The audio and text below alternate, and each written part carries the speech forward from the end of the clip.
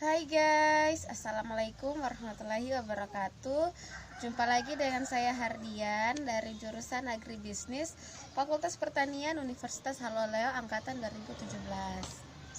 Oke teman-teman, kali ini kita akan membahas tentang rencana strategis pembangunan nasional di bidang pertanian yang ada di Indonesia. Nah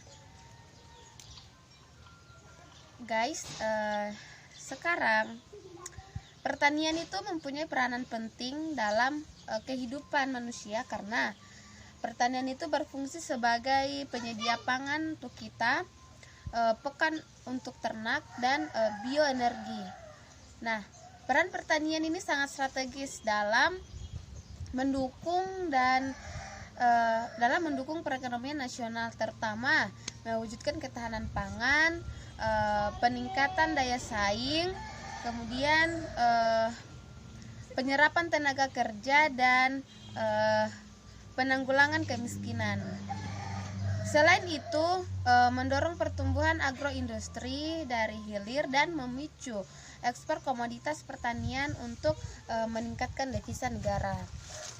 Nah, dalam rangka penyediaan pangan masyarakat sebagai wujud ketahanan, maka pemerintah itu mengeluarkan Undang-Undang Nomor 17 Tahun 2007 tentang Rencana Pembangunan Jangka Panjang atau disingkat RPJPN tahun 2020 sampai tahun 2025. Kemudian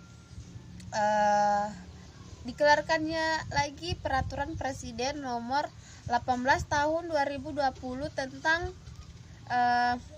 Rencana Pembangunan Jangka Menengah Nasional atau RPJMN tahun 2020 sampai 2024. Nah, dengan adanya undang-undang ini, maka diharapkan sektor pertanian itu dapat berkontribusi terhadap pertumbuhan ekonomi yang berkualitas dan yang ada di Indonesia.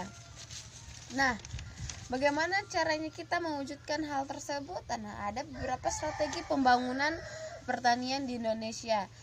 Yang pertama, peningkatan ketersediaan dan pemanfaatan lahan. Jadi sekarang di Indonesia itu pembangunan sedang dilakukan. Nah, bagaimana kita itu bisa memanfaatkan lahan yang ada untuk bisa ditanami berbagai macam komoditas, berbagai macam komoditas pertanian, sehingga bisa menghasilkan dan bisa membantu perekonomian kita. Kemudian peningkatan infrastruktur dan sarana pertanian, di mana pemerintah saat ini itu melakukan berbagai macam program bantuan seperti bantuan traktor di daerah-daerah atau desa tertentu yang memang di sana belum terlalu mengenal yang namanya teknologi. Kemudian yang ketiga ada pengembangan dan perluasan logistik benih dan bibit. Kemudian penguatan kelembagaan petani. Kemudian pengembangan dan penguatan pembiayaan pertanian, pengembangan dan penguatan bioindustri pertanian, dan yang terakhir itu penguatan jaringan pasar produk pertanian. Nah, bagaimana rencana pembangunan pertanian ini bisa berjalan dengan yang kita sesuai dengan yang kita harapkan? Jadi pemerintah, badan penyuluhan, fasilitator, dan para petani itu melakukan kerjasama untuk mewujudkan pertanian yang lebih maju lagi. Jadi di mana para petani itu harus diberdayakan agar mereka mampu bersaing dengan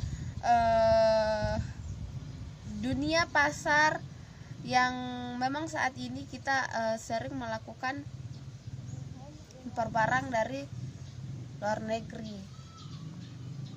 Nah, jadi pemerintah harus selalu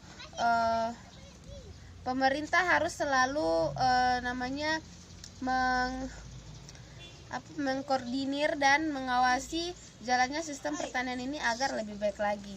Nah, demikian sedikit penjelasan mengenai rencana strategis pembangunan nasional di bidang pertanian. Semoga bermanfaat untuk kita semua.